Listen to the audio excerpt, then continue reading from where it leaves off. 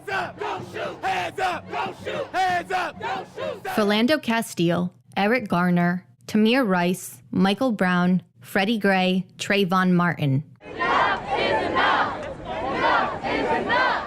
It was Martin's death in 2012 that catalyzed the Black Lives Matter movement, and Brown's in 2014 that raised its profile, inspiring a nationwide debate over racial inequality and police brutality. Those cries for change led to reforms. Police departments diversified, added anti-bias and de-escalation training, outfitted their officers with body cameras, and prioritized community engagement. But despite those reforms, the number of people killed by police has remained steady, about 1,000 every year from 2013 to 2019. In 99% of cases, the officer wasn't charged. And research now suggests efforts to increase awareness of bias may have even been counterproductive. There's this notion that what were called sensitivity training programs made officers stereotype more, because when what they learned in their training was, Black people are like this, Asian people are like this, Latinos are like this. Frustrated and impatient with the pace of change, some activists and progressive elected officials are now calling for a complete transformation of American policing. Systems that keep rotating and not evolving in the truth.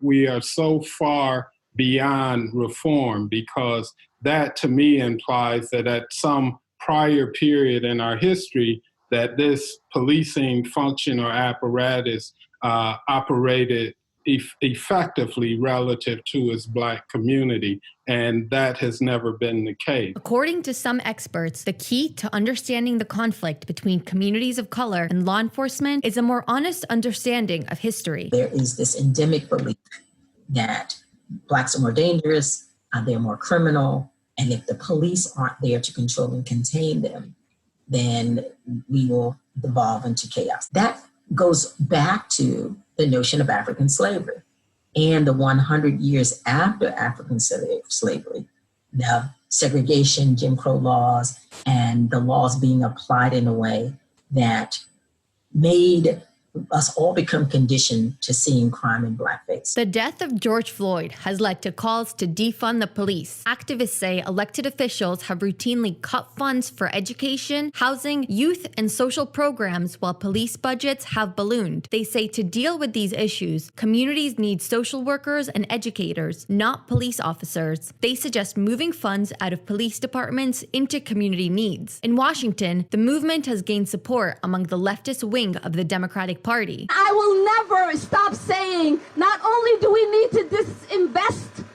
in police, but we need to completely dismantle the Minneapolis Police Department. But top Democrats are not on board. Well, I can't imagine that happening in a federal way. As the movement grapples with the question, defund or reform, some experts say the idea of defund is more than what some lawmakers see as a progressive pipe dream. The thing is not about number. It's about what kind of police force do you want to have. The choice communities are facing now, whether to stick with a system of policing that has not lived up to the promise of the reforms enacted after the death of Michael Brown, or hear the demands of protesters and try a different direction. I think it is naive, I'll use that word, naive, for this evolution in policing to start with, well, let's try to figure out how many police we need. Because if we redirect the funds that have been going to policing into those other areas of, sort of food and housing and education and jobs and youth services and recreation and treatment for mental health and substance abuse, the need for police to control and contain people should go down. And so if the need is reduced, then we wouldn't, whatever that formulaic number wouldn't be accurate. Shira Tarlow, Newsy, Washington.